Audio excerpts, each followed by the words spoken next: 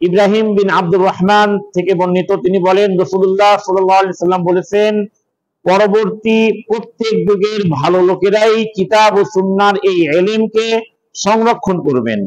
তারা এর থেকে সীমালঙ্ঘনকারীদের রদবদল, বাতিলপন্থীদের নতুন মতবাদ ও মূর্খদের অযথা তাবিলকে দূর করবেন। বলে যে এই ইলম, কোরআন হাদিসের যে ইলম, এই ইলম সংরক্ষণ করবে কারা? প্রত্যেক যুগের ভালো কিছু মানুষ, বিজ্ঞ লোক, কোরআন হাদিস সম্পর্কে জানে, এরকম বিজ্ঞ লোকরা এই ইলমকে সংরক্ষণ করবে। সংরক্ষণ করে তাদের কাজটা কি?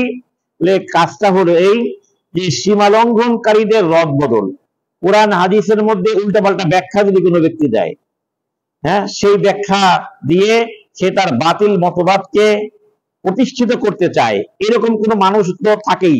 যেমন গোলাম মোহাম্মদ কাদিয়ানী বলেছেন যে নবীজির পরেও আরো নবী হতে পারে, নাউজুবিল্লাহ, এবং সে কোরআনের আয়াত দ্বারাই দলিল দিতেছে। ওলামা একরাম বুঝিয়েছেন যে এখানে এই আয়াতের যে ব্যাখ্যা অপব্যাখ্যা সে করেছে, এই অপব্যাখ্যাটা সঠিক নয়, বরং এটা হলো গলত।